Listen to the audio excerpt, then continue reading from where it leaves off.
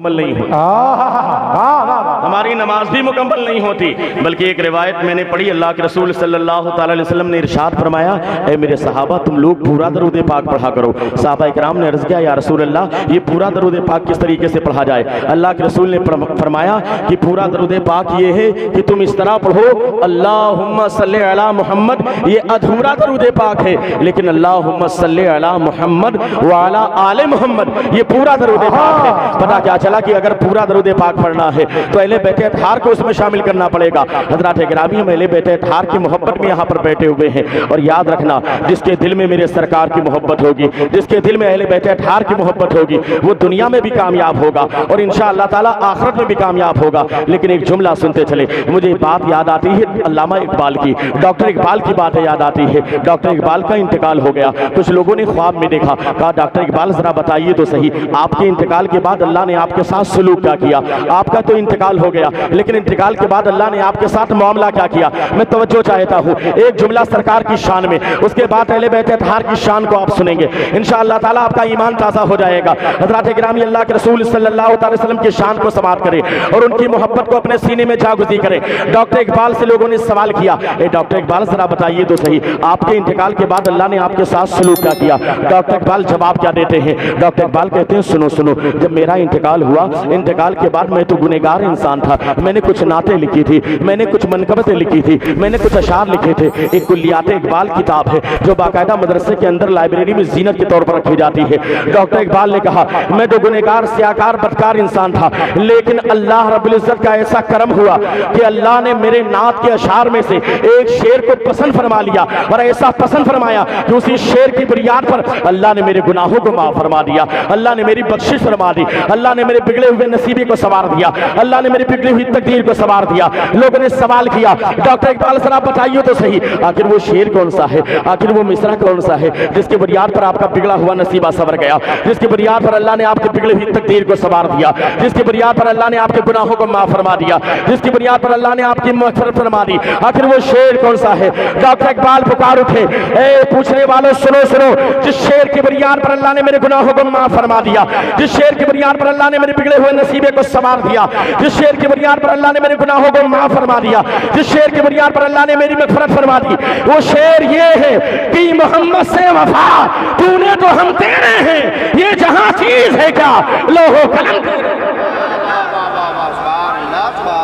कि मोहम्मद से वफा तूने तो हम तेरे हैं, ये जहां चीज है क्या लौहो कलम तेरे हैं। पता क्या चला, सरकार की मोहब्बत है तो सारी चीजें काम में आने वाली है, और सरकार की मोहब्बत नहीं है तो कोई चीज काम में आने वाली नहीं है। हज़रात गिरामी, याद रखना, आप अहले बैत अतहार की मोहब्बत में यहाँ पर बैठे हुए हैं, और याद रखना ये मोहब्बत बहुत फायदा देने वाली चीज है, और इसके फायदे का आप अंदाजा लगाएं। अगर किसी का इंतकाल घर में हो जाए, मिसाल के तौर पर कोई अपने बेड पर इंतकाल कर जाए, कोई अपने घर के अंदर इंतकाल कर जाए, तो लोग कहेंगे फला का इंतकाल हो गया है, फला का विसाल हो गया है, फला की वफात हो गई है। कोई रास्ते में हादसे में इंतकाल कर जाए, लोग कहेंगे फला की वफात हो गई है। कोई रास्ते में इंतकाल करे, लोग कहेंगे फला का इंतकाल हुआ है। कोई छत से गिर करके नीचे मर जाए, लोग कहेंगे फला का इंतकाल हुआ है। कोई अपने बिस्तर पर मर जाए, लोग कहेंगे फला का इंतकाल हुआ है। लेकिन हज़रात गिरामी, याद रखना, मस्जिद के सुन्नी मुसलमानों और हुसैनी गुलामों, जिसके सीने में अहले बैत अतहार की मोहब्बत मौजूद है, जिसके सीने में अहले बैत अतहार की अकीदत मौजूद है, इसका फायदा यह है, अगर वो बिस्तर पर भी इंतकाल करे या रास्ते में इंतकाल करे, लेकिन अहले बैत अतहार की मोहब्बत का फायदा यह है कि वो इंतकाल करके नॉर्मल दुनिया से जाएगा, लेकिन अगर उसके सीने में अहले बैत अतहार की मोहब्बत मौजूद है तो अल्लाह उसे शहीद का दर्जा अता फरमा देगा, अल्लाह उसे शहीद का सवाब अता फरमा देगा। पता ये चला कि अहले बैत अतहार की मोहब्बत बंदे को शहादत के दर्जे तक लेकर के जाती है।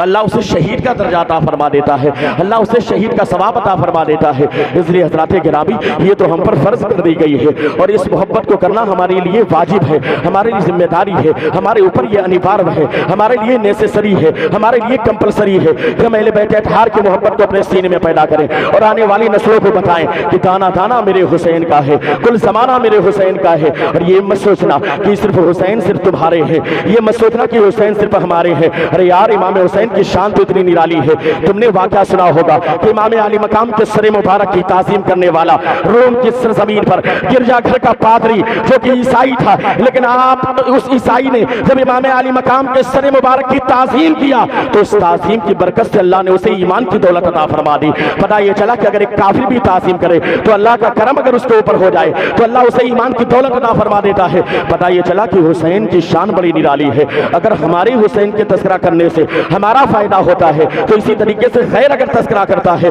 तो खैर को भी फायदा मिलता है। यहाँ तक कि आप यूट्यूब खोलिए और यूट्यूब पर आप देखेंगे इसी हिंदुस्तान की सरजमीन पर कुछ ऐसे ब्राह्मण हैं जिन्हें हुसैनी ब्राह्मण कहा जाता है। वो इमाम हुसैन की शान बयान करते हैं, इमाम हुसैन की शान में अशार लिखते हैं और इमाम हुसैन के अशार को पढ़ते भी हैं। पता क्या चला, अगर अल्लाह का करम होता है ऐसे लोगों पर तो अल्लाह उन्हें ईमान की दौलत अता फरमा देता है, जैसे कि ईसाई पादरी को ईमान की दौलत मिली थी। इसलिए कहने वाले ने कहा था, अरे यार, ये मत समझना कि हुसैन सिर्फ तुम्हारे हैं, ये मत समझना कि हुसैन सिर्फ हमारे हैं, ये मत समझना कि हुसैन सिर्फ इनके लिए है, ये मत समझना कि हुसैन सिर्फ इनके लिए है, बल्कि इमाम हुसैन की शान तो इतनी निराली है। ये कहने वाले ने कहा था, हुसैन मेरा, हुसैन तेरा, हुसैन मेरा, हुसैन तेरा, हुसैन इनका, हुसैन उनका, हुसैन इसका, हुसैन उसका। मैं तवज्जो चाहता हूँ बस कि किस सरजमीन पर हुसैनी खिलाम हो, अगर वाकई हुसैनी हो तो इस शेर का इस्तकबाल करो।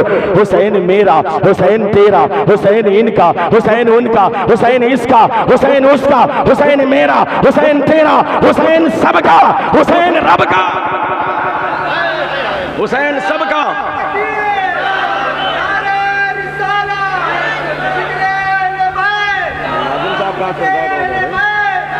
नाज़िम साहब का अब शेर का इस्तकबाल करें तो मेरा मूड बन जाएगा, तो कुछ ऐसी रिवायतें मैं आपको सुनाऊंगा कि आपका ईमान ताज़ा हो जाएगा। सुनेंगे इंशाअल्लाह, लेकिन तवज्जो के साथ ये शेर सुन लीजिए। हुसैन मेरा, हुसैन तेरा, हुसैन मेरा, हुसैन तेरा, हुसैन इनका, हुसैन उनका, हुसैन इनका, हुसैन उनका, हुसैन इसका, हुसैन उसका, हुसैन इनका, हुसैन उनका, हुसैन सबका, हुसैन रब का, हुसैन सबका, हुसैन रब का। वो सूफियों का, कलंदरों का, वो सूफियों का, कलंदरों का, नमाजियों का, वो हाजियों का, वो सूफियों का, कलंदरों का, नमाजियों का, वो हाजियों का, वो आबिदों का, वो जाहिदों का, मुहद्दिसों का, मुफस्सिरों का, मुहद्दिसों का, मुफस्सिरों का, वो आलिमों का, वो कारियों का, वो हाफिजों का, वो आलिमों का, मुहद्दिसों का, मुफक्किरों का, मुहद्दिसों का, मुफस्सिरों का, मुहद्दिसों का, मुफस्सिरों का, वो रज़वियों का, वो नूरियों का, हबीबियों का, वो नूरियों का, वो रज़वियों का, वो चिश्तियों का। हुसैन करना शहीद होता तो आज घर घर यजीद होता, नबी की सुन्नत अया न होती, खुदा के घर में अज़ान होता।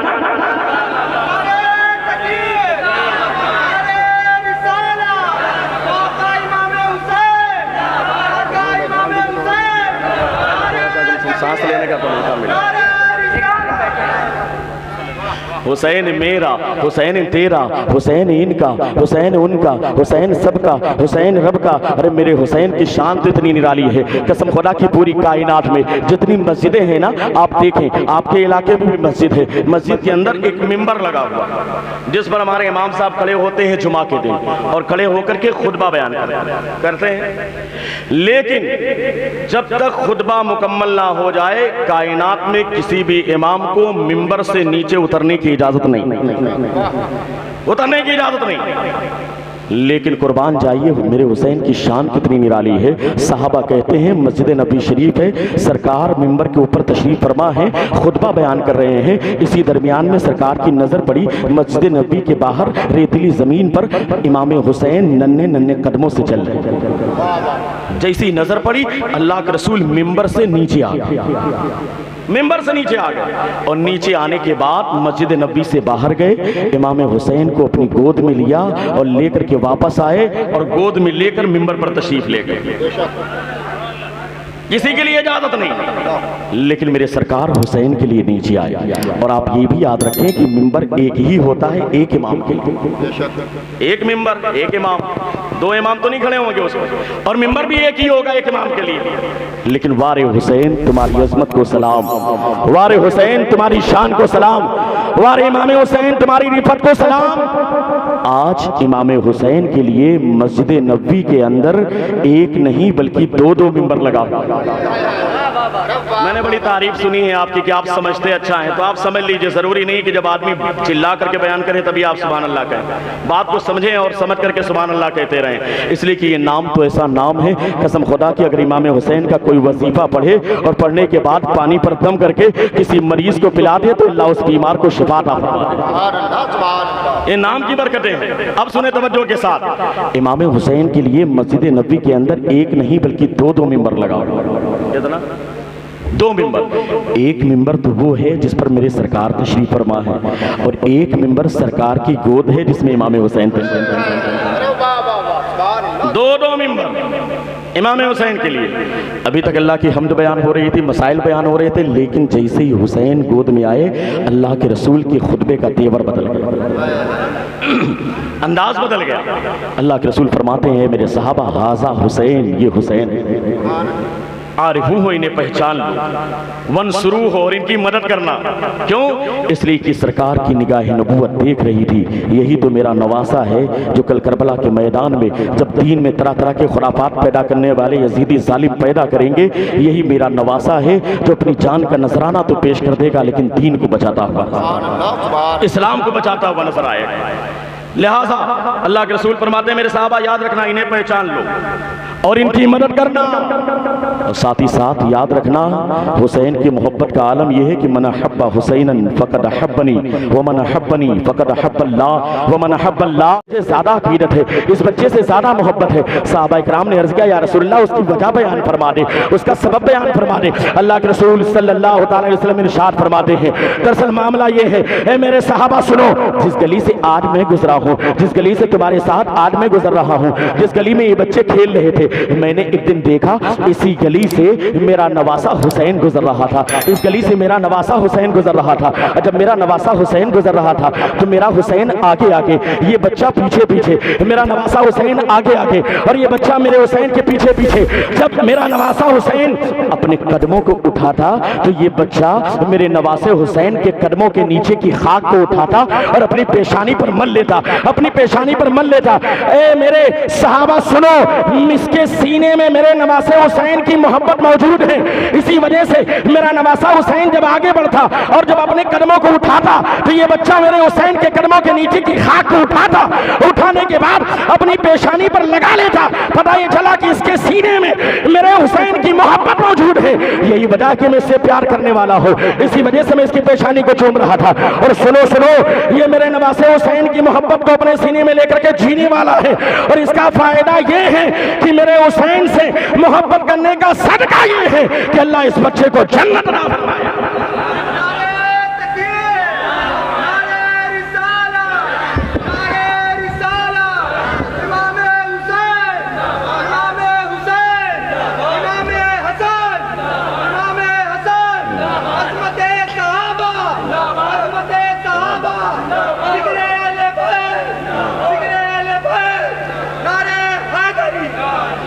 अल्लाह इस बच्चे को जन्नत अता फरमाएगा। लेकिन सिर्फ मामला ये नहीं कि जन्नत मिलेगी, किस बुनियाद पर मिलेगी। जानते हैं अल्लाह के रसूल ने क्या फरमाया? कहा, मेरे सहाबा सुनो, इस बच्चे को मेरे हुसैन की मोहब्बत इसके माँ बाप ने सिखाई। हम लोग लेके आते हैं ना महफिल में अपने बच्चों को, क्यों? ताकि हमारे बच्चों को ये बचपन से पता चल जाए कि इमाम हुसैन से मोहब्बत करना, अहले बैते अठार से मोहब्बत करना है, सहाबा इकराम से मोहब्बत करना है। इसीलिए तो हम लेकर के आते हैं अपने बच्चों को। पता क्या चला, छोटा बच्चा है, उसे ये अकीदत और मोहब्बत सिखाई किसने? सीधी सी बात है, इसके माँ बाप ने सिखाई है। अब इनाम सुने, अल्लाह के रसूल सल्लल्लाहु अलैहि वसल्लम इरशाद फरमाते हैं, ए मेरे सहाबा सुनो, इस बच्चे को मेरे नवासे हुसैन की अकीदत इसके माँ बाप ने सिखाई है। और ये सिखाने का फायदा ये है, इसका मतलब ये है कि इसके माँ बाप के सीने में भी मेरे हुसैन की मोहब्बत मौजूद है, इसके माँ बाप के सीने के अंदर भी मेरे हुसैन की अकीदत मौजूद है। लिहाजा सहाबा गवाह हो जाओ, अल्लाह मेरे हुसैन से मोहब्बत के सदके में इस बच्चे को जन्नत अता फरमाएगा, साथ ही साथ इसके माँ बाप को भी जन्नत अता फरमाएगा। इसके माँ बाप को भी अल्लाह जन्नत अता फरमाएगा। क्यों? इसलिए कि इसके सीने में मोहब्बत मौजूद है, लेकिन ये मोहब्बत इसके माँ बाप ने पैदा की है। हज़रात गिरामी तवज्जो के साथ सुनना, बड़ी शान निराली है मेरे हुसैन की। आप सुने, इमाम अबू नुअयम अस्फ़हानी लिखते हैं बाकायदा इमाम हसन और हुसैन के नाम के ताल्लुक से, मा सम्मतिल अरबो बिहिमा फिल जाहिलिया लिअन्नहुमा इस्माने मिन अस्माइल जन्ना। पूरी कायनात में जहालत के दौर में कभी किसी ने अपने बच्चों का नाम और हसन और हुसैन रखा ही नहीं। कभी किसी ने अपने बच्चों का नाम हसन हुसैन रखा ही नहीं। क्यों? इसलिए कि ये दोनों नाम जन्नत के नामों में से हैं। लिअन्नहुमा इस्माने मिन अस्माइल जन्ना, इसलिए कि ये दोनों जन्नती नाम हैं। पता क्या चला? नाम भी जन्नती। और काला नबी अलैहिस्सलातु वस्सलाम अल हसन वल हुसैन सय्यदा शबाब अहलिल जन्ना। हसन और हुसैन ये दोनों जन्नती नौजवानों के सरदार हैं। नाम भी जन्नती, जात भी जन्नती, बल्कि सिर्फ जन्नती नहीं बल्कि जन्नती नौजवानों के सरदार। शान कितनी निराली है। अब तवज्जो के साथ आप सुन ले हज़रात गिरामी, कितनी शान निराली है इमाम अली मकाम के, कितना मकाम बुलंद है हज़रत इमाम हुसैन का और इमाम हसन का। अब आप एक वाक़या सुने, आपका ईमान ताज़ा हो जाएगा। तवज्जो है आपकी। हज़रात गिरामी, आपने हार देखा होगा। हार जैसे मिसाल के तौर पर ये हार है, बिल्कुल लोकल लेकर के आए थे आप, है कि नहीं? ऐसा लगता है जैसे फ्री में मिल गया। तो कोई बात नहीं होता। ये हार देखिए, ठीक है, 5-10 रुपए का तो होगा ही। ये गुलाब का हार। इसी तरीके से एक हार होता है गेंदे का, पीला पीला होता है, देखा होगा आपने। मैं जो वाकया बताने जा रहा हूँ पूरे हिंदुस्तान में मुझसे लोग फरमाइश करते हैं उस वाकये को। आप सुनेंगे इंशाअल्लाह ताला ईमान ताज़ा हो जाएगा। तवज्जो है, जरा हाथ को उठा के दे या हुसैन। अब तवज्जो के साथ हार सुने आप। गुलाब का हार ये है। इसी तरीके से चमेली का भी होता है, गेंदे का आर्टिफिशियल होता है, कागज का, प्लास्टिक का मॉडर्न दौर है। हमारे यहाँ तो शादी ब्याह में, प्रतापगढ़ में हमारे यहाँ जो हमारा एरिया है वहाँ पर शादी ब्याह में औरतें नारियल का और ताल मखाने का भी बनाती हैं। ठीक है, वो भी बना सकते हैं, लेकिन उसे बाद में खा लिया जाए, इस्तेमाल में लाएं। और एक हार और होता है नोटों का हार, 10, 20, 50 की नोट बाकायदा पिरो करके बनाते हैं। मुफ्ती साहब से पूछिएगा मसला क्या है कि नोटों का हार पहनाना जायज़ नहीं। नोटों का हार पहनाना, भाई मसला सुन लीजिए, एक मसला सीख लेना ये पूरी रात इबादत से भी ज्यादा बेहतर होता है। लिहाजा इस मसले को याद कर लीजिए। नोटों का हार पहनाना जायज़, जायज़। तो आज के बाद से अगर कोई पहनाता हो तो नियत करे हाथ उठा करके कि इंशाअल्लाह ताला आज के बाद से कभी हम नोट का हार नहीं पहनाएंगे। आप पहनाइए, गुलाब का पहनाइए, चमेली का पहनाइए, गेंदे का पहनाइए, कागज़ का पहनाइए, प्लास्टिक का पहनाइए, आर्टिफिशियल कोई भी पहना दीजिए, आप नारियल का पहना दीजिए, लेकिन नोटों का हार। उसकी वजह क्या है? इसलिए कि नोट के अंदर जो शक्ल है वो काफिर की है, वो लायक ताज़ीम नहीं। और जब आप उसको पहनाएंगे तो उसकी इज्जत करेंगे।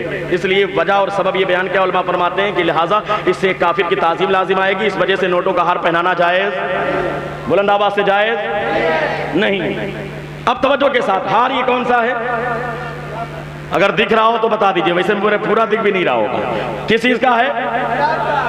कसम खुदा की वाकया आप सुनेंगे ईमान ताज़ा हो जाएगा। थोड़ी सी तवज्जो दे दे आप, मैं प्रैक्टिकल करके आपको दिखाना चाहता हूँ। कौन सा हार है? गुलाब का हार। इसी तरीके से चमेली का होता है, गेंदे का होता है, कागज़ का होता है, प्लास्टिक का होता है। लेकिन जो हार मैं आपको दिखाने जा रहा हूँ, ऐसा हार ना आपने देखा होगा ना कभी पहले सुना होगा। जवाब नहीं उस हार का। अब तवज्जो चाहता हूं मैं। ये गुलाब का है, चमेली का है, आर्टिफिशियल है। सहाबा कहते हैं हमने देखा अल्लाह के रसूल सल्लल्लाहु अलैहि वसल्लम मस्जिद नबी शरीफ के अंदर तशरीफ अब आपको बोलना पड़ेगा, मैं धीरे बोलूंगा, आपको तेज बोलना पड़ेगा ताकि बात समझ में आए। जरूरी नहीं कि हम चिल्लाएं तभी आपको सुभान अल्लाह अल्हम्दुलिल्लाह का कहने का मौका मिले।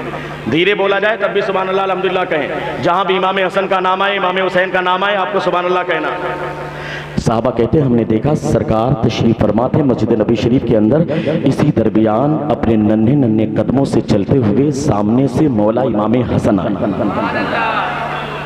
मौला इमाम हसन कौन आए? मौला इमाम हसन।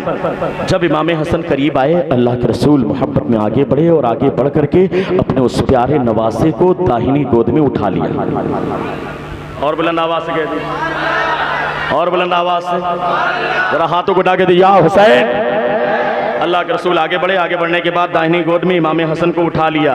इमाम हसन का नाम भी इतना प्यारा है कि इसे भी आप अपना वजीफा बना लें तो इसकी बरकत से अल्लाह परेशानियों को दूर फरमा दे। दाहिनी में इमाम हसन। साहबा कहते हैं हम देख रहे थे कितना अच्छा मंजर था कि एक हसीन व जमील बच्चा है जो बाकायदा अपने नाना जान की गोद में है। अल्लाह के रसूल तशरीफ फरमा है, हम इस मंजर को मुलाहिजा कर रहे थे। इसी दरमियान में हमने देखा थोड़ी देर के बाद सामने से मौला इमाम हुसैन अपने नन्हे नन्हे कदमों से चलते हुए करीब आ गए। इमाम हसन गोद में है, सामने से नन्हे नन्हे कदमों से चलते हुए मौला इमाम हुसैन आए। अब नाना की मोहब्बत तो बहुत ज्यादा होती है ना अपने नवासों से, एक अलग ही कांटेक्ट होता है। गर्मी की छुट्टी आने से पहले नवासों के अंदर एक अलग ही शौक होता है। गर्मी की छुट्टी आ रही, नानी के यहाँ जाना है, उधर नाना की तरफ से भी फोन आने लगा कि नवासे कब आने वाले हैं। ये फितरत है, फितरती तौर पर ये मोहब्बत अल्लाह ने रखी है और वो तो सैयदुल मुरसलीन है। कैसी मोहब्बत होगी, इसलिए कि शान कितनी निराली है। यहाँ तो हमारा मामला अपनी जगह पर है, लेकिन वो तो अहले बैत अतहार है। उस खानदान के जैसा तो दुनिया में कोई खानदान ही नहीं है और वो तो अल्लाह के रसूल के बाकायदा जिस्म मुबारक हिस्से हैं। इसलिए कि जिस तरीके से हमारे सरकार नूर है, इसी तरीके से अहले बैत अतहार के खानदान के लोग भी नूरी हैं। बरेली के इमाम ने कहा था ना, तेरी नस्ले पाक में है बच्चा बच्चा नूर का, तू है ऐने नूर तेरा सब घराना नूर का। ये तो सारे खानदान के लोग नूरी लोग हैं। अब तवज्जो के साथ आप सुने, सामने से इमाम हसन आए, अल्लाह के रसूल आगे बढ़े। आगे बढ़ने के बाद इमाम हसन को अपनी दाहिनी गोद में उठा लिया। साहबा कहते हैं हम देख रहे थे, इस सुहाने मंजर को मुलाहिजा कर रहे थे। इस इमाम हुसैन, अल्लाह के रसूल सल्लल्लाहु अलैहि वसल्लम ने अपने नीचे दोनों हाथ को मिलाया। साहबा कहते हैं हम ये सुहाना मंजर देख रहे थे। तवज्जो चाहता हूँ, साहबा कहते हैं हम ये सुहाना मंजर देख रहे थे। दाहिने में इमाम हसन थे, बाईं में इमाम हुसैन थे। अल्लाह के रसूल ने दोनों हाथ को मिलाया। हम देख रहे थे कि हसनैन करीमैन के दोनों घुटने आपस में मिल रहे थे। दोनों घुटने आपस में मिल रहे थे। जब दो बच्चे गोद में होंगे तो दोनों घुटने आपस में टकराएंगे। साहबा कहते हैं दाहिने में इमाम हसन, बाईं में इमाम हुसैन, दोनों बच्चों के घुटने आपस में मिल रहे थे और दोनों हसनैन करीमैन के कदमे मुबारक घुटने ऊपर मिल रहे थे, कदमे मुबारक नीचे लटक रहे थे। तवज्जो है, बुलंद आवाज से सुभान अल्लाह कह दीजिए। दाहिनी में इमाम हसन, बाईं में इमाम हुसैन। अल्लाह के रसूल ने दोनों हाथ को मिलाया।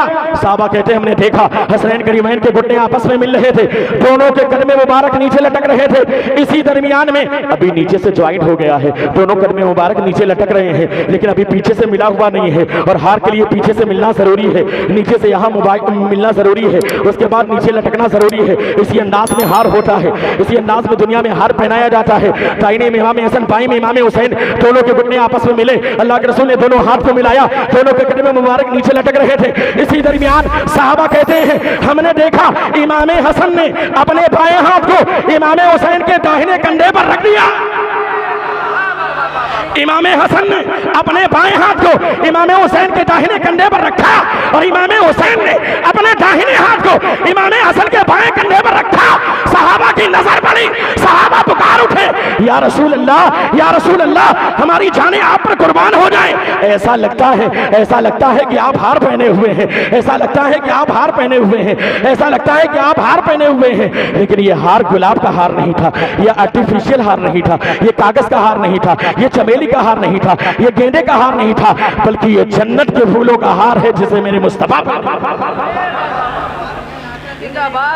ये जन्नत के फूलों का हार, ये जन्नत के फूलों का हार है। ये कौन हार है? जन्नत के फूलों का हार है जिसे मेरे मुस्तफा पहने हुए हैं। अरे यार, मैंने अपने अंदाज में कहा, आपको इतना अच्छा नहीं लगा, आइए उसके अंदाज में कह देता हूँ जिसके अंदाज में सब अच्छा ही लगता है। जब इस वाक़े पर नजर पड़ी मेरे बरेली के इमाम की, इमाम इश्क मोहब्बत आला हजरत इमाम अहमद रजा खान फाजिल बरेलवी रहमतुल उस्मान की नजर पड़ी कि अल्लाह के रसूल की गोद में हसनैन करीमैन तशरीफ फरमा है और आलम यह है कि दोनों के घुटने आपस में मिल रहे हैं, कदमे मुबारक नीचे लटक रहे हैं, दोनों हाथ पीछे से ज्वाइंट है। ऐसा लगता है कि आप हार पहने हुए हैं। जब इस वाक़े पर नजर पड़ी बरेली के इमाम की, तो बरेली का इमाम पुकार उठा, प्यारे आका की शान और हसनैन करीमैन की शान, अल्लाह के रसूल सल्लल्लाहु अलैहि वसल्लम की शान और हसनैन करीमैन की शान को बयान करते हुए बरेली का इमाम पुकार उठा, क्या बात रसा, क्या बात रसा, उस समनिस्तान करम की, सहरा है कली जिसमें हुसैन और हसन फूल। सुभान अल्लाह,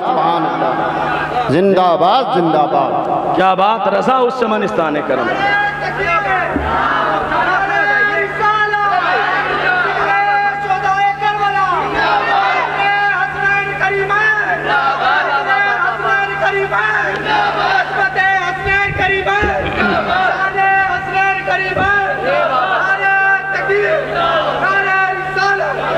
क्या बात, रजा उस चमनिस्तान करम की। सहरा है कली जिसमें हुसैन और हसन फूल। शान बड़ी निराली है, कसम खुदा की शान बड़ी आला है। इसलिए कि आज जो हार पहना है अल्लाह के रसूल ने, ये तो जन्नत के फूलों का हार है जिसे मेरे मुस्तफ़ा पहने हुए हैं। और याद रखें, ये फूल तो ऐसे फूल थे कि अल्लाह के रसूल सल्लल्लाहु अलैहि वसल्लम कभी इमाम हसन को चूमा करते थे, कभी इमाम हुसैन को चूमा करते थे। और रिवायतों में आता है कि कभी कभी अल्लाह के रसूल इमाम हसन को सूंघा करते थे, इमाम हुसैन को सूंघा करते थे। सहाबा किराम ने अर्ज़ किया, या रसूल अल्लाह, बच्चे तो हमारे भी हैं, नवासे तो हमारे भी हैं, पोते तो हमारे भी हैं। हम अपने बच्चों को चूमते हैं, हम अपने नवासों को चूमते हैं, लेकिन सूंघते नहीं हैं। लेकिन आप अपने नवासों को चूमते भी हैं, साथ ही साथ सूंघते भी हैं। आखिर मामला क्या है? अल्लाह के रसूल सल्लल्लाहु अलैहि वसल्लम ने इरशाद फरमाया, ऐ मेरे सहाबा याद रखना, ये मेरे हसन और हुसैन नवासे, इनका आलम ये है कि ये दोनों जन्नत के बागों के दो फूल का नाम है।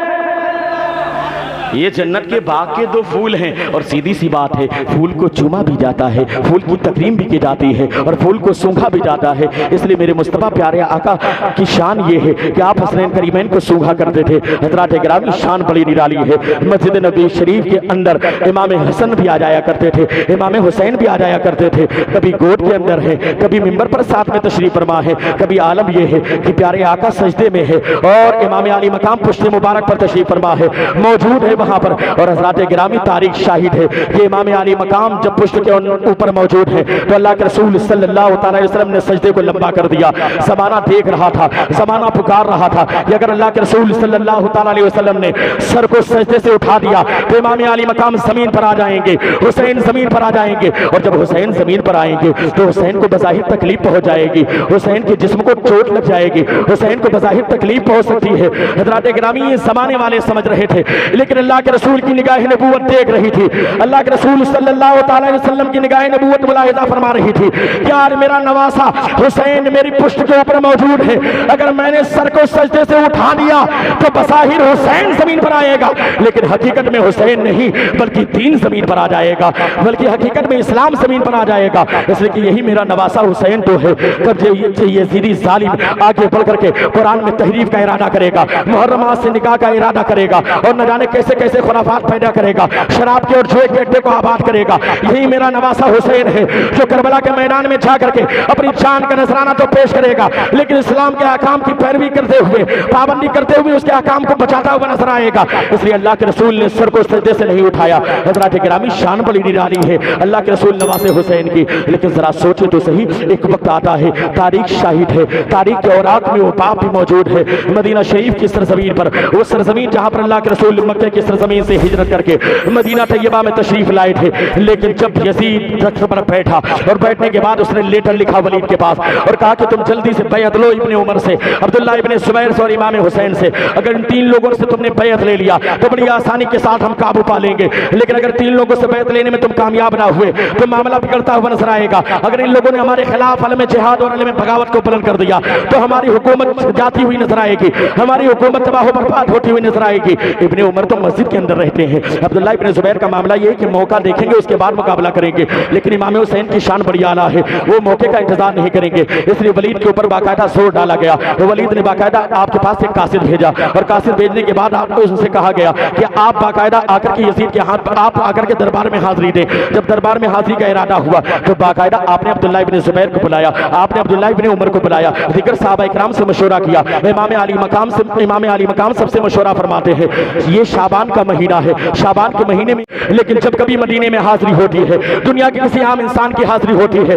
और मदीना तैयबा से उसे वापस होने का वक्त करीब आता है, उसका कलेजा मुंह को आने लगता है, उसको अजीब व गरीब कैफियत महसूस होती है। वो सोचता है काश मेरी रूह का पसंद उनसरी से परवाज कर जाए, मैं यहीं पर इंतकाल कर जाऊं, जन्नतुल बकी में मैं दफन कर दिया जाऊं।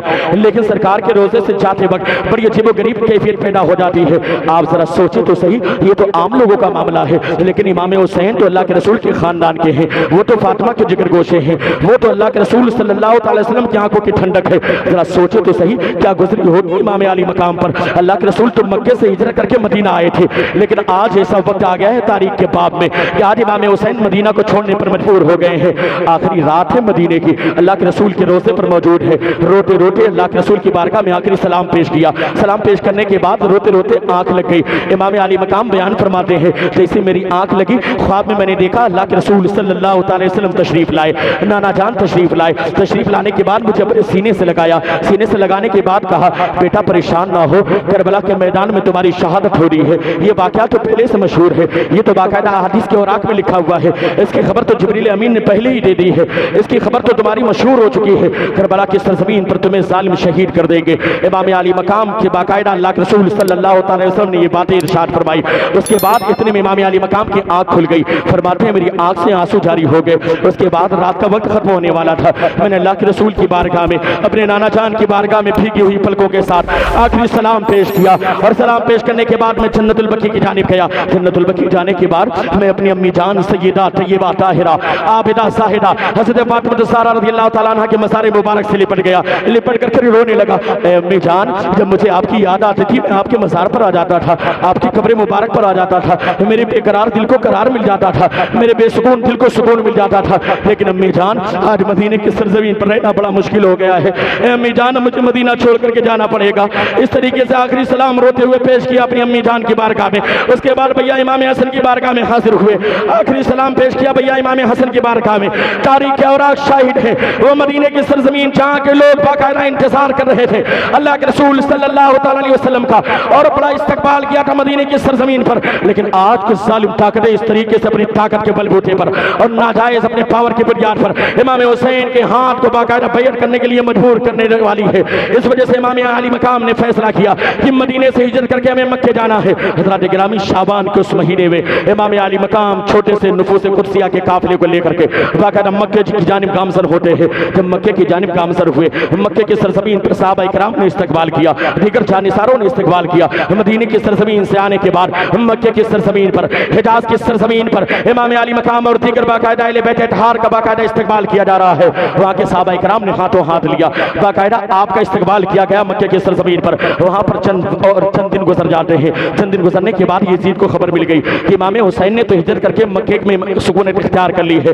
उसने बाकायदा जोर डाला कि इमाम हुसैन से बैत कर ली जाए, इमाम हुसैन से बैत ले ली जाए। अगर इमाम हुसैन ने बैत ना किया तो वहाँ के लोग अगर इमाम हुसैन के साथ भी खड़े हो गए तो इन पर काबू पाना बड़ा मुश्किल हो जाएगा। हज़रात गिरामी तारीख के औराक शाहिद है कि इमाम हुसैन मक्के की सरजमीन पर मौजूद है। अब इमाम हुसैन मक्के की सरजमीन पर मौजूद है। इधर कूफा के लोग, जहाँ पर दारुल खिलाफा था मौलाए कायनात मौला अली शेर खुदा का, वहाँ के लोग अपने आप को शियार अली कहने वाले थे और हज़रत अली की मोहब्बत का दम भरने वाले थे। इन लोगों ने बाकायदा लेटर लिखना शुरू कर दिया, कहा इमाम अली मकाम आप कूफा की सरजमीन पर तशरीफ लाइए। अगर आप कूफा की सरजमीन पर तशरीफ नहीं लाएंगे तो याद रखिएगा हम मजबूर हो जाएंगे यजीद के हाथ पर बैत करने के लिए, इसलिए कि यजीद तो सालिम है, लेकिन यहाँ पर कोई ऐसा शख्स नहीं है जिसके हाथ पर हम बैत करें। अगर आप कूफे की सरजमीन पर तशरीफ ना लाएंगे तो हम मजबूरन यजीद के हाथ पर बैत करने के लिए मजबूर हो जाएंगे। और कल मैदान महशर में अगर अल्लाह हमसे सवाल करेगा तो हम ये जवाब देंगे कि हम तो अल्लाह के रसूल के नवासे को बुला रहे थे कूफा की सरजमीन पर, हम तो उनके हाथ पर बैत करने के लिए तैयार थे, लेकिन जब अल्लाह के रसूल के नवासे तशरीफ नहीं ले आए तो हम तो मजबूर हो गए। मजबूरन हम लोगों ने यजीद के हाथ पर बैत कर ली। इस तरह के लेटर लिख करके इमाम अली मकाम की बारगाह में भेजा गया। सहाबा इकराम ने कहा था ए इमाम अली मकाम आप कूफा की सरजमीन पर जाएं, लेकिन मामला तो ये है कि वहाँ के लोग बड़े बेवफा लोग हैं, वहाँ के लोग बड़ी बदहत कौम है, वहाँ के लोग बड़े जालिम लोग हैं, वहाँ के लोग वादा खिलाफी करने वाले लोग हैं। अल कूफी ला यूफी का मकूला आज तक मशहूर है। हालांकि कूफा के लोगों का मामला बाद में ऐसा नहीं है, बल्कि जिसकी फिक्र ऐसी हो उसको कूफी कहा जाता है, जिसका किरदार ऐसा हो उसको कूफी कहा जाता है, जिसका कैरेक्टर ऐसा हो उसको कूफी कहा जाता है। जो मेहमान बना करके मेहमान नवाजी ना करे और अपने मेहमानों को धोखा दे दे, ऐसे लोगों को कूफी कहा जाता है, ऐसी कौम को कूफी कहा जाता है, ऐसी फिक्र वालों को कूफी कहा जाता है। कूफी की सरजमीन पर उस वक्त बज़ाहिर ऐसे लोग मौजूद है। कूफा की बेवफा कौम मौजूद थी, कूफा की सालिम कौम मौजूद थी, कूफा की बदहत कौम मौजूद थी, कूफा की वादा खिलाफी करने वाली कौम मौजूद थी। सैकड़ों खुतूत इमाम अली मकाम की बारगाह में भेजा था। सहाबा इकराम ने कहा आपस में मशवरा किया, कहा आपका वहां पर जाना ठीक नहीं है, उन लोगों ने इससे पहले भी वादा खिलाफी की है, आप वहां पर जाएंगे तो कहीं ऐसा ना हो कि आपको कोई तकलीफ पहुंच जाए। आप ही तो हैं अल्लाह के रसूल के खानदान में सबसे ज्यादा करीबी, तो आप ही हैं और आप ही सबसे ज्यादा मुशाबे हैं, इसलिए कि की रिवायतें गवाह है। अल्लाह के रसूल सल्लल्लाहु अलैहि वसल्लम से जिस्मानी तौर पर अगर मुशाबिहत किसी को हासिल थी तो सबसे ज्यादा इमाम हसन और हुसैन को मुशाबिहत हासिल थी, यानी कि सर से लेकर सीने तक इमाम हसन अल्लाह के रसूल के मुशाबे थे और सीने से लेकर के कदमों तक इमाम हुसैन अल्लाह के रसूल के जिस्मानी एतबार से मुशाबे थे। यहाँ तक कि सहाबा कहते हैं अल्लाह के रसूल सल्लल्लाहु अलैहि वसल्लम के बज़ाहिर विसाल के बाद जब कभी हमारे दिलों में बेकरारी पैदा होती, हमारे दिल में बेसुकूनी पैदा होती, हमारे दिलों में बेकरारी पैदा होती, हमारी कैफियत अजीब गरीब होती, हम इमाम हसन के चेहरे को देख लेते हमें सुकून मिल जाया करता था। हम इमाम हुसैन के चेहरों को देख लेते हमें सुकून मिल जाया करता था। हम उनके चेहरे का दीदार कर लेते हमें सुकून मिल जाता था।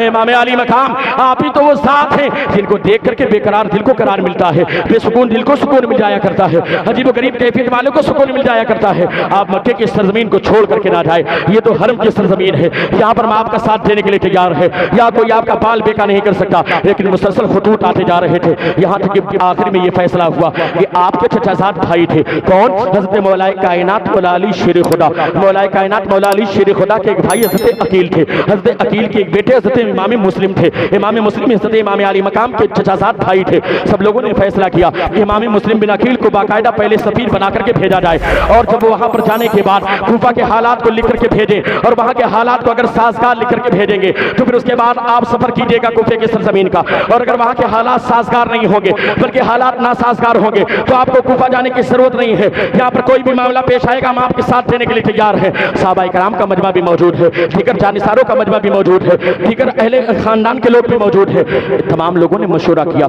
इमाम मुस्लिम बिन अकील को बाकायदा सफीर हुसैन बनाया गया, यानी जिस तरीके से किसी मुल्क में किसी को अम्बेसडर बना करके भेजा जाता था, इसी तरीके से सफीर इमाम हुसैन बना करके इमाम मुस्लिम बिन अकील को कूफा की सरजमीन पर भेजा गया। साथ में मोहम्मद इब्राहिम एक रिवायत के मुताबिक साथ में जाते हैं। 7 और 8 साल की उम्र के 2 छोटे बच्चे हैं, एक का नाम मोहम्मद, एक का नाम इब्राहिम है। एक रिवायत मिलती है कि साथ में ये लोग भी गए थे, और कुछ रिवायत मिलती है कि ये लोग साथ में नहीं गए थे। बहरहाल इमाम मुस्लिम बिन अकील ने कूफे का सफर किया, और जब कूफे की सरजमीन पर आप पहुंचे तो बज़ाहिर उन लोगों ने पहले इस्तकबाल किया, और इस्तकबाल करने के बाद बहुत सारे लोगों ने आपके हाथ पर इमाम हुसैन के नाम पर बैत कर लिया। एक रिवायत के मुताबिक 12,000, एक रिवायत के मुताबिक 18,000, एक रिवायत के मुताबिक तकरीबन 30,000। मोतबर रिवायत है कि 18,000 लोगों ने कूफा की सरजमीन पर इमाम अली मकाम के नाम पर इमाम मुस्लिम बिन अकील के हाथ पर बैत कर लिया।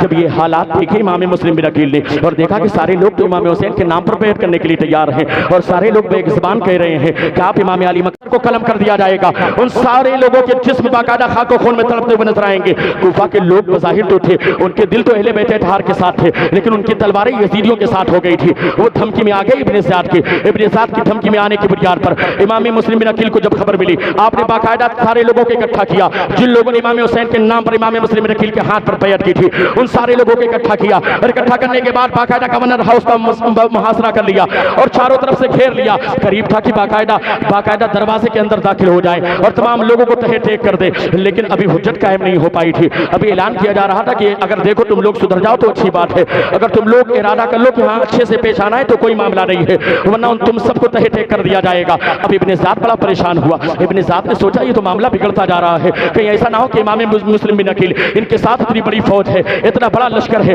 अगर इन लोगों ने बाकायदा मुहासरा करने के बाद गवर्नर हाउस के दरवाजे को खोल करके अगर अंदर दाखिला ले लिया तो अंदर कोई फौजी भी नहीं बचेगा और मेरी भी जान बचने वाली नहीं है। लिहाजा उसने सरदाराने कुरैश को बुलाया और बुलाने के बाद कहा तुम लोग बाकायदा गवर्नर हाउस की छत पर खड़े हो जाओ और खड़े होकर के ऐलान करो कि जितने लोग तुम्हारे खानदान के इमाम मुस्लिम बिन अकील के साथ में हैं वो इमाम मुस्लिम बिन अकील का साथ छोड़ करके चले जाएं। अगर उन लोगों ने इमाम मुस्लिम बिन अकील का साथ नहीं छोड़ा तो याद रखना उन सारे लोगों के सर को कलम कर दिया जाएगा, उनके सर को बाकायदा कूफा के बाकायदा बाजार में लटका दिया जाएगा, उन सारे कूफा के लोगों के जिस्म खाको खून में तड़पते हुए नजर आएंगे। जब इस तरह की धमकी आमेज जुमले कहे ना तो सरदारान कूफा जो थे वो बाकायदा डर भी गए और उनकी मुनाफिकत भी थी, इस तरीके से डर गए। डरने के बाद सारे लोग महल के ऊपर खड़े हुए। खड़े होने के बाद देखा इमाम मुस्लिम बिन अकील के साथ इतने हजार का लश्कर है। बाकायदा उन लोगों ने आवाज दी, कहा मेरे खानदान के लोगों तुम लोग वापस चले जाओ, अगर तुम लोग वापस नहीं गए ना इब्ने ज़ियाद बड़ा जालिम आदमी है, सारे लोगों को कत्ल कर देगा, हमको भी नहीं छोड़ेगा और साथ ही साथ तुम लोगों भी कत्ल कर देगा, तुम सबकी औरतें बेवा हो जाएंगी, तुम्हारे बच्चे यतीम हो जाएंगे, कोई भी आदमी बचेगा नहीं। लिहाजा तुम लोग इमाम मुस्लिम बिन अकील का साथ छोड़ करके चले जाओ। यहाँ तक कि तारीख शाहिद है कूफा के जुल्म और कूफा के सालिम लोगों की, कूफा की बेवफा कौम और कूफा की वादा खिलाफी करने वाली कौम की तारीख बाकायदा लिखी है। और आग के अंदर बाकायदा मगरिब की नमाज का वक्त हुआ, न जाने कितने हजार लोग इमाम मुस्लिम बिन अकील की इमामत में पीछे नियत बांध करके खड़े हुए, लेकिन जैसे इमाम मुस्लिम बिन अकील ने जब सलाम फेरा, पीछे कोई भी कूफा का ऐसा आदमी नहीं था जो पीछे मौजूद हो, सारे लोग अपने घर की जानिब भाग गए थे। इमाम मुस्लिम अकील वापस हुए और वापस हुए देखते हैं कि बाकायदा सबके दरवाजे बंद हो गए हैं। बाकायदा आप एक बूढ़ी औरत के घर के करीब गए और वहां पर गए तो उसने पानी भी दिया, उसके घर के अंदर गए। फिर बाकायदा इब्ने ज़ियाद ने कुछ लोगों को इनाम की लालच में भेजा था और लालच में आकर के बाकायदा उसी बूढ़ी औरत का बेटा भी आया। आने के बाद चंद सिपाहियों को लेकर के आया और किसी तरीके से थोड़ी देर जंग के बाद जब अमन का ऐलान किया, इमाम मुस्लिम अकील ने अपनी तलवार को नियाम के अंदर रखा और रखने के बाद बाकायदा अमान का पैगाम देकर के इमाम मुस्लिम अकील को लेकर के आगे बढ़े। लेकिन फिर दरमियान में बाकायदा नियाम से तलवार को निकाल लिया। ये कैसे कूफा के जालिम लोग थे, जरा सोचे तो सही। ये दुनिया के कैसे हरीश कुत्ते थे कि दुनिया की चंद दौलत के चक्कर में, चंद सिक्कों की खातिर बाकायदा अपने ईमान का सौदा करने के लिए तैयार हो गए। इमाम मुस्लिम अकील को लेकर के बाकायदा गवर्नर हाउस के अंदर दाखिल हुए, वहां पर चंद बातें हुई। उसके बाद बाकायदा इब्ने ज़ियाद ने जुल्म किया और जुल्म करने के बाद जल्लाद को हुक्म दिया। चंद वसीयतों को करने के बाद इमाम मुस्लिम अकील ने बाकायदा कलमा शरीफ पढ़ा और ज़िक्र व सलात पढ़ते हुए बाकायदा शान के साथ इमाम मुस्लिम अकील वहां पर मौजूद थे। इब्ने ज़ियाद ने जल्लाद को हुक्म दिया, इमाम मुस्लिम अकील की सर को तन से जुदा कर दिया जाता है। लेकिन उससे पहले लेटर आप भेज चुके थे। 9 ज़ुल्हिज्जा का ये वाक़या है, कूफे की सरजमीन पर बाकायदा इमाम मुस्लिम अकील की शहादत हो गई। एक रिवायत के मुताबिक आपके बच्चों की शहादत भी वहां पर हो जाती है। हज़रत हानी बिन उर्वा ने बड़ी कोशिश की थी, लेकिन इसके बावजूद भी उनके बच्चों की भी शहादत वहीं पर हो गई। इमाम मुस्लिम अकील के जिस्म को वहीं पर छोड़ा गया और उनके सर मुबारक को बाकायदा कूफा के बाजार में लटका दिया गया। इधर इमाम आली मकाम की बारगाह में पैगाम पहुंच चुका था। मक्के की सरजमीन पर जैसे लेटर खोला गया, लेटर में लिखा था, इमाम आली मकाम आप कूफा की सरजमीन पर आइए, इसलिए कि यहाँ के लोग तो आपके हाथ पर बैत कर चुके हैं। इतने हजार लोगों ने आपके नाम पर मेरे हाथ पर बैत कर ली है। ये लोग अपने आप को शियाने अली कहने वाले हैं, इमाम हुसैन आपके चाहने वाले कहलाने वाले हैं, अहले बैत इत्तेहार से मोहब्बत का दम भरने वाले हैं। लिहाजा आप मक्के की सरजमीन को छोड़ करके कूफा की सरजमीन पर आ जाइए।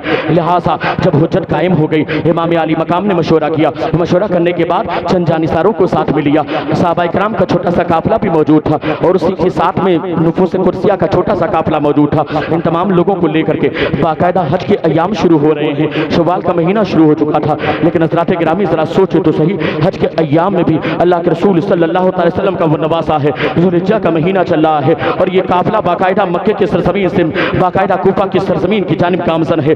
रास्ते में बहुत सारे लोगों ने रोका, कहा कि देखिए कूफा के लोगों का मामला ये है कि उनके दिल तो आपके साथ में है, लेकिन उनकी तलवारें मुनाफिकत वाली है, उनकी तलवारें तो यजीद के साथ में है, लेकिन हुज्जत कायम हो चुकी थी। और ये तो अल्लाह के रसूल सल्लल्लाहु अलैहि वसल्लम ने पहले इशारा फरमा दिया था, सारी चीजें तो पहले से क्लियर हो चुकी थी।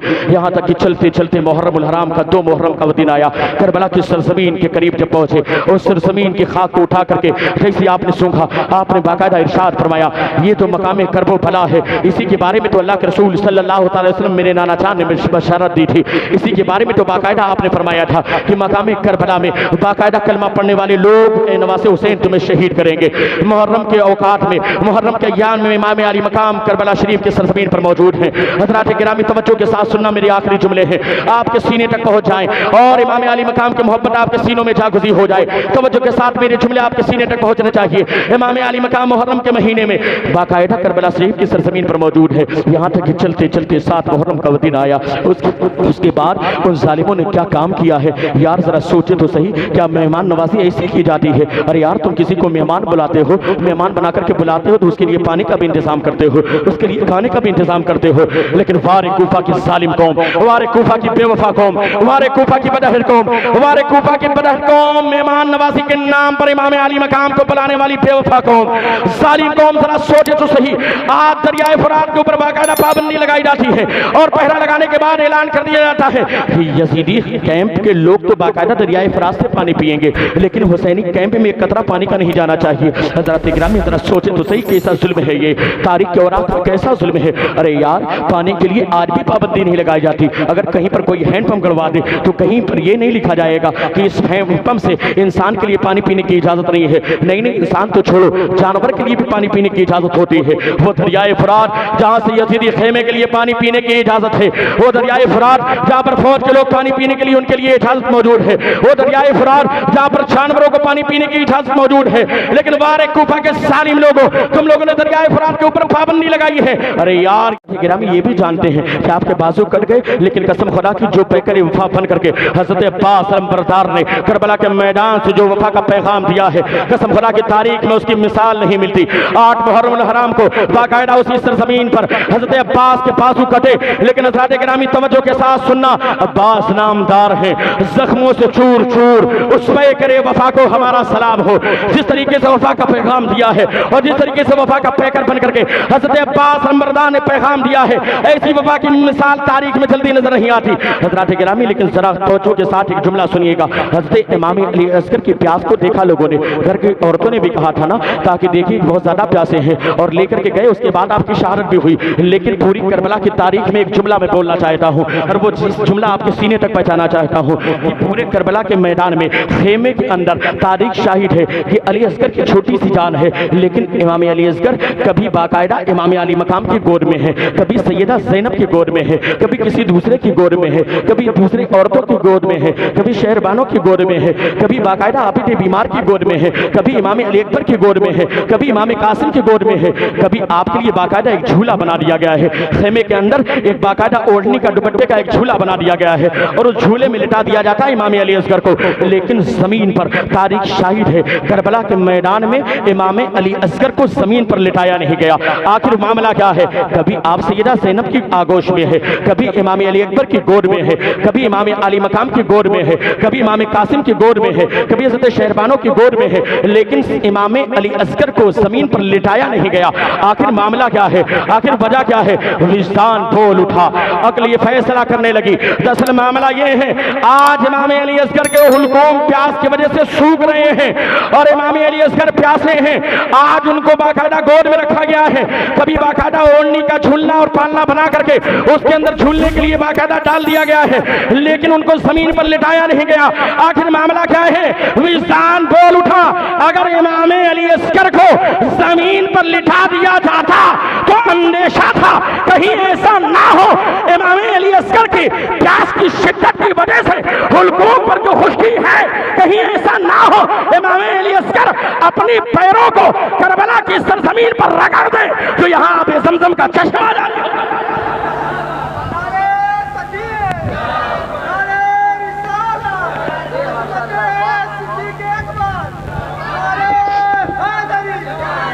इसलिए कि अली असगर कौन है? अरे यार, अली असगर के सगे दादा जान है हज़रत इस्माइल अलैहिस्सलाम, जिन्होंने मक्के के सरजमीन पर एड़ियां रगड़ दी तो आबे ज़मज़म का चश्मा जारी हो गया। अरे उन्हीं के पोते तो हैं इमाम अली असगर। अंदेशा था कहीं इमाम अली असगर अपने पैरों को रगड़ दें, अपने एरियों को रगड़ दें तो कहीं करबला की सरजमीन पर आबे ज़मज़म का चश्मा जारी ना हो जाए। हज़रात गिरामी, लेकिन तवज्जो चाहता हूँ, वक्त पूरा हो चुका है। मैं मुख्तसर अंदाज में बस आखिरी लम्हात में बस दो चार बातें बयान करके तेजी के साथ करबला की इख्तिताम तक पहुँचना चाहता हूँ। तवज्जो आपकी रहनी चाहिए। हज़रत गिरामी इमाम अली मकाम करबला के मैदान में है।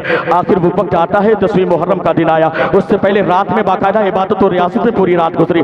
आपने बाकायदा रोशनी को बंद करने का हुक्म दिया, चिराग को बुझाने का हुक्म दिया। उसके बाद अहले बैत अतहार के लोगों को और सहाबा इकराम को इकट्ठा करके एक खुतबा दिया और खुतबे में ये भी इरशाद फरमाया, सहाबा इकराम में भी एक तादाद मौजूद थी। रिवायतों में आता है तकरीबन 8 सहाबा इकराम मौजूद थे। अरे हज़रत अबी बिन मुज़ाहिद जो मौलाए कायनात के साथ में रहने वाले थे, आपके साथ में आपकी मदद करने वाले थे, वो अजीम सहाबी अपने बुढ़ापे के बावजूद करबला के मैदान में मौजूद है। दीगर सहाबा इकराम भी करबला के मैदान में मौजूद है, दीगर जानिसार भी करबला के मैदान में मौजूद है। अहले बैत अतहार का तो पूरा काफिला करबला के मैदान में मौजूद है। और जरा सोचो तो सही, ये काफिला आया है जंग लड़ने का इरादा लेकर नहीं आया है। इनके पास तो बज़ाहिर हथियार भी नहीं है, बज़ाहिर असलहे भी नहीं है, बज़ाहिर आलाते हर्ब भी नहीं है। इनको तो मेहमान बना करके बुलाया गया है।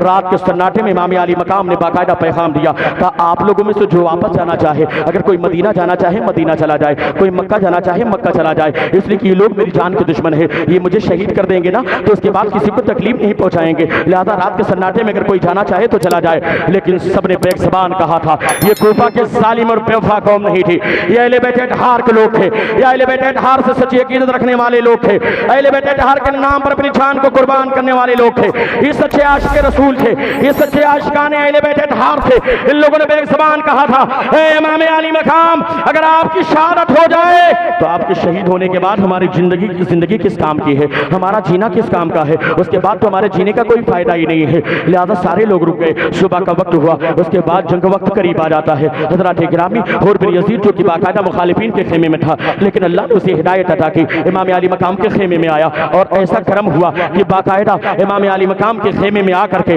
जहन्नम से निकल करके जन्नती खेमे में आकर के बाकायदा यजीदों से लड़ते लड़ते लड़ते शहीद हुए और जामे शहादत नोश फरमाया। आज भी बाकायदा इराक की सरजमीन पर आपका आस्थान मुबारक मौजूद है। अल्हम्दुलिल्लाह मैंने हाजिरी भी दी है, इमाम अली मकाम की बारगाह में करबला शरीफ में हाजिरी दी है और अल्लाह के रसूल के करम से, इमाम अली मकाम के फैजान से मेरे ऊपर इतना करम हुआ कि जहाँ पर आपका सर मुबारक मौजूद है, अल्हम्दुलिल्लाह इमाम अली मकाम के उस आस्थाने पर तकरीबन 5 साल मुझे खिदमत करने का शरफ हासिल हुआ है। उस आस्थाने पर 5 साल मुझे झाड़ू लगाने का शरफ हासिल हुआ है। अल्हम्दुलिल्लाह अल्लाह का बेपनाह करम और उसका एहसान है। अब तवज्जो के साथ ये जुमले सुनना। इमाम अली मकाम की बारगाह तो वो बारगाह है जहाँ पर जाने के बाद जो आप दिल में नियत कर लें, अगर नियत जायज़ है तो अल्लाह अपने महबूब के सदके में उसे पूरी फरमा देता है। इसलिए कि दाना दाना मेरे हुसैन का है, कुल ज़माना मेरे हुसैन का है। अब तवज्जो के साथ आखिरी जुमला सुने। मुहर्रम का 10वीं मुहर्रम का दिन आता है और जंग के लिए बाकायदा के बाद दिगरे लोग करबला के मैदान में जाते हैं। हज़रात गिरामी जानिसार शहीद हो रहे हैं, सहाबा इकराम शहीद होते हैं। यहाँ तक की बारी आ गई, ले बेटे ठार के इमाम कासिम भी तैयार हो गए। हालांकि रोका था, कहा था कि मेरे भतीजे जाओ मत, तुम तो मेरे भैया की यादगार हो, लेकिन इमाम कासिम ने कहा नहीं नहीं, मेरे वालिद गिरामी ने मुझे नसीहत और वसीयत किया था, कोई मुश्किल मामला पेश आए तो अपनी जान का नजराना पेश कर देना, लिहाजा मैं भी जाने के लिए तैयार हूँ। इमाम कासिम भी करबला के मैदान में गए और न जाने कितने यजीदियों को वासिल जहन्नम किया, बड़े बड़े पहलवानों को वासिल जहन्नम किया। देख करने के बाद बाकायदा आपने जामे शहादत नोश किया। हज़रात गिरामी हज़रत अब्बास के बाजू करबला के मैदान में कर चुके थे। अबू बकर बिन अली की शहादत करबला के मैदान में हुई, हज़रत उस्मान बिन अली की शहादत करबला के मैदान में हुई, हज़रत हबीब बिन मुसाइब की शहादत करबला के मैदान में हुई, हज़रत औन की शहादत करबला के मैदान में हुई, हज़रत मोहम्मद की शहादत करबला के मैदान में हुई। उसके बाद बाकायदा एक जवान की सूरत में इमाम अली अकबर करबला के मैदान में गए। एक बाप ने जरा सोचे तो सही शफकत के साथ करबला के मैदान में अपने जवान बेटे को तैयार करके भेजा। कोई यजीदी ऐसा मर्द नहीं हो जो इमाम अली अकबर का मुकाबला करने के लिए सामने आ सके, बल्कि सारे लोग पीछे हटते हुए नजर आते हैं। न जाने कितने लोगों को वासिल जहन्नम करने के बाद इमाम अली अकबर ने भी शहादत का जाम नोश फरमाया। इमाम अली अस्कर की नन्ही सी जान बना करके बुलाया था अल्लाह के रसूल के नवासे को, लेकिन कैसा गंदा सलूक किया है उन लोगों ने मेहमानों के साथ, किस तरीके से बदायरी का किरदार पेश किया है, किस तरीके से बेवफाई का इजहार किया है। हज़रात गिरामी इमाम अली मकाम बाकायदा इमाम हसन का पटका बांधने के बाद, जुल्फ़िकार हैदरी को अपने हाथों में लेने के बाद करबला के मैदान में तशरीफ ले जाते हैं। वक्त काफी हो चुका है, बस इमाम अली मकाम की शहादत 2 मिनट में मैं बयान कर दूं, उसके बाद मेरी गुफ्तगू मुकम्मल हो जाए। तवज्जो के साथ ये जुमला सुनना। इमाम अली मकाम करबला के मैदान में तशरीफ ले जाते हैं। कसम खुदा की तारीख शाहिद है, जब इमाम अली मकाम करबला के मैदान में जुल्फ़िकार हैदरी को लेकर के तैयार होकर के करबला के मैदान में तशरीफ ले जाते हैं। यजीदी सालिम की इतनी बड़ी जमात है, लेकिन कोई ऐसा मर्द नहीं है उन नामर्दों में जो बाकायदा अपने मजमे में से फौज से निकल करके इमाम अली मकाम का मुकाबला कर सके। सारे लोग पीछे भागते हुए नजर आते हैं। अगर इमाम अली मकाम दाहिनी जानिब रुख करते हैं तो दाहिनी जानिब पूरा काफिला पीछे भागता हुआ नजर आता है। अगर बाईं जानिब आप इरादा करते हैं तलवार को लेकर के तो बाईं जानिब पूरा का पूरा लश्कर पीछे भागता हुआ नजर आता है। अगर आप सामने की जानिब तलवार लेकर के आगे बढ़ते हैं तो पूरे का पूरा लश्कर पीछे भागता हुआ नजर आता है। इमाम हुसैन की जुल्फ़िकार हैदरी जब फसाओं में लहराती है, जो भी उस तलवार की सद में आता है वो तहत होता हुआ नजर आता है, वो वासिल जहन्नम होता हुआ नजर आता है, काजर मूली की तरह कटता हुआ नजर आता है। जब इमाम अली मकाम की तलवार करबला के मैदान में चलती है, जब जुल्फ़िकार हैदरी फसाओं में लहराती है, तारीख के औराक शाहिद है, ऐसा लगता है जब इमाम अली मकाम की तलवार जुल्फ़िकार हैदरी करबला के मैदान में चलती है, फसाओं में लहराती है, ऐसा लगता है कि आसमान की चमकने वाली तमाम बिजलियों की चमक जुल्फ़िकार हैदरी के अंदर समा गई है। ऐसा लगता है इमाम अली मकाम की तलवार जब जुल्फ़िकार हैदरी की सूरत में चलती है, ऐसा लगता है कि आसमान के बादलों की सारी गरज जुल्फ़िकार हैदरी के अंदर समा गई है। ऐसा लगता है जब फसाओं में अली की कछार का वो शेर नर अपनी तलवार को लहराता है, यजीदी जालिम पीछे भागते हुए नजर आते हैं, लेकिन हज़रात गिरामी वो तलवार चलते चलते करबला के मैदान में रुक जाती है। सवाल पैदा हुआ आखिर वो तलवार रुकी क्यों? वो तलवार जिसे बाकायदा हज़रत अब्बास के कटे हुए बाजू न रोक सके, वो तलवार जिसे नन्ही अली असगर की जान जो कुर्बान हुई वो न रोक सकी, वो तलवार जिसे आपकी शहादत के बाद आबिद बीमार की बीमारी न रोक सकी, वो तलवार जिसे आपकी शहादत के बाद बाकायदा खेमे के लोगों का मारसे खतर में आ जाने का अंदेशा न रोक सका, वो तलवार जिसे इमाम कासिम की लुटी जवानी न रोक सकी, वो तलवार जिसे औन मोहम्मद की कुर्बानी न रोक सकी, इमाम अली मकाम वो तलवार करबला के मैदान में चलते चलते आखिर क्यों रुक गई? वो तलवार करबला के मैदान में क्यों रुकी? आपकी तलवार चलती जा रही थी, यजीदियों को वासिल जहन्नम करती जा रही थी। इमाम अली मकाम हमारी जाने आप पर कुर्बान हो, वो तलवार आपको अल्लाह रब्बुल इज्जत ने कैसी हिम्मत अता की थी। ए हुसैन आपकी हिम्मत को सलाम, ए हुसैन आपकी कुव्वत को सलाम, ए हुसैन आपके जज्बे को सलाम, ए हुसैन हुसैन आपके पाए इस्तिकामत को सलाम। वो तलवार जिसे इमाम कासिम की लूटी हुई जवानी ना रोक सकी, इमाम अली अकबर की लूटी हुई जवानी करबला के मैदान में ना रोक सकी, वो तलवार चलते चलते करबला के मैदान में रुक गई। जब बाकायदा लोगों ने इस तरह का सवाल किया तो ज़बान हाल से इमाम अली मकाम ने जवाब दिया, कहा हुसैनी गुलामों याद रखना मेरी शुरुआत सब्र से हुई है और कुरान पाक की तफसीर मेरी ज़िंदगी बनने वाली है। मेरी ज़िंदगी की शुरुआत सब्र से हुई है और मेरा इख्तिताम नमाज पर होने वाला है, इसलिए कि नमाज का वक्त आ गया है। लिहाजा इमाम अली मकाम ने अपने सर को सजदे में रख दिया। तो इसी सर को सजदे में रखा ना, यजीद सालिम चीखने लगे, चिल्लाने लगे। इब्न ज़ियाद पुकार उठा, बाकायदा खुल इब्न यजीद चीखने और चिल्लाने लगा। शिम्र ज़ुल्जोशन ने आवाज़ दी, कहा ए सालिमो देर ना करो, यही मौका है। अगर सर को सजदे में रखा हुआ देखा है तुमने, इस मौके को गनीमत जानो। अगर इमाम ने सर को उठा दिया सजदे से ना, तो याद रखना तुम्हारे अंदर इतनी ताब नहीं है कि तुम इनका मुकाबला कर सको।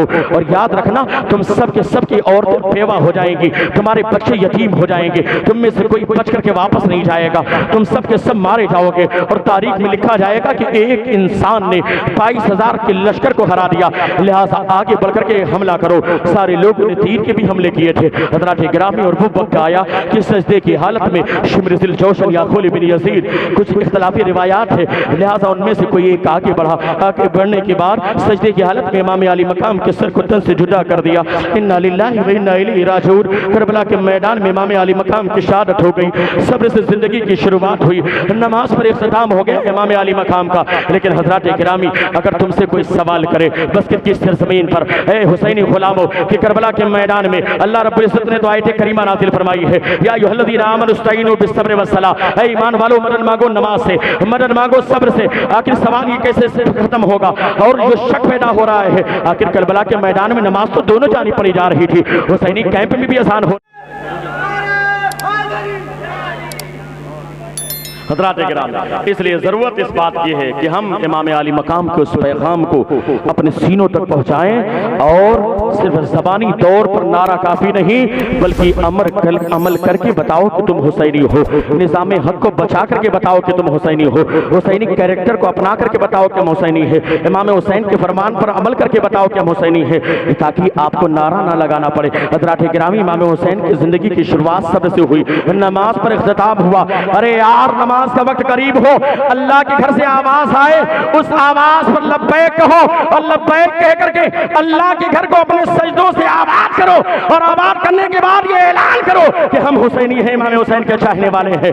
तुम्हें कहना ना पड़े, तुम्हारा कैरेक्टर गवाही दे कि तुम हुसैनी हो, तुम्हारा किरदार गवाही दे कि तुम हुसैनी हो। खुराफात से दूर रह करके तमाम जायज काम को करते हुए नमाज की पाबंदी के साथ, और जो अखलाक जो किरदार होना चाहिए, अगर कोई छोटा है उस पर शफकत करके बताओ कि तुम हुसैनी हो, कोई बड़ा है ना उसका अदब करके बताओ कि तुम हुसैनी हो, आलिम है ना तो आलिम का अदब करके बताओ कि तुम हुसैनी हो, माँ बाप जिंदा हैं तो उनका अदब करके बताओ कि तुम हुसैनी हो, उनकी खिदमत करके बताओ कि तुम हुसैनी हो। अगर कोई मजलूम है तो उसकी मदद करके बताओ कि तुम हुसैनी हो, कोई भूखा है तो उसको खाना खिला करके बताओ कि तुम हुसैनी हो, कोई प्यासा है तो उसे पानी पिला करके बताओ कि तुम हुसैनी हो। और याद रखो, करबला के मैदान में यही पैगाम इमाम अली मकाम ने दिया था कि याद रखना, सिर्फ इमाम हुसैन की बात नहीं है, ए हुसैनी गुलामों, मेरे नाना जान की उम्मतियों, याद रखना, मुझ जैसा इस जैसे के हाथ पर बैत कैसे कर सकता है? अरे ये तो फासिको फाजिर है, ये तो बाकायदा इस्लाम के अहकाम में तब्दीली करने का इरादा करता है, ये तो इस्लाम के कवानीन के साथ मजाक करने वाला है। लिहाजा मुझ जैसा इस जैसे के हाथ पर कैसे बैत कर सकता है? लिहाजा आज भी ये पैगाम करबला के मैदान से, करबला की सरजमीन पुकार पुकार कर कहती है, ए बस्किट के सुन्नी मुसलमानों, हुसैनी गुलामों, अगर तुम मस्जिद के अंदर कहीं पर जाना या कहीं पर कोई इमाम का साबका पड़े तो तुम देखना कि वो इमाम अकीदे के एतबार से अहले सुन्नत वल जमात वाला है कि नहीं है, मसलक आला हज़रत वाला है कि नहीं है, उसके सीने में हुसैन का प्यार है कि नहीं है, उसके सीने में अहले बैत तहर की मोहब्बत है कि नहीं है। अगर वो मुस्तफ़ा का वफादार है तो ऐसे इमाम के पीछे नियत बांधकर इक्तदईतु बिहाज़ल इमाम कह करके नियत बांध करके नमाज के लिए खड़े हो जाना। लेकिन अगर वो इमाम मुस्तफ़ा का वफादार नहीं बल्कि मुस्तफ़ा का गद्दार है तो ऐसे इमाम को लात मार करके मस्जिद से बाहर। ये पैगाम करबला के मैदान में इमाम अली मकाम ने दिया है। लिहाजा हज़रात ग्रामी अभी भी वक्त है, बदल दो वक्त को परवानो खुदा के लिए, चिराग बन के जलो बस्मे मुस्तफ़ा के लिए। वक्त नहीं था इसलिए मैंने खास अंदाज में, मुख्तसर अंदाज में कुछ वाक़यात बयान किए हैं। आइए मिल करके सारे लोग तौबा करते हैं। अगर किसी तरीके से कोई गलती हो बोलने में, बैठने में, सुनने में, सारे लोग मिलकर पढ़ें अस्तगफिरुल्लाह अस्तगफिरुल्लाह रब्बी मिन कुल्लि ज़ंबि व अतूबु इलैहि अशहदु अन ला इलाहा इल्लल्लाहु व अशहदु अन्ना मुहम्मदन अब्दुहु व रसूलुहु। इस्लाम था, इस्लाम है,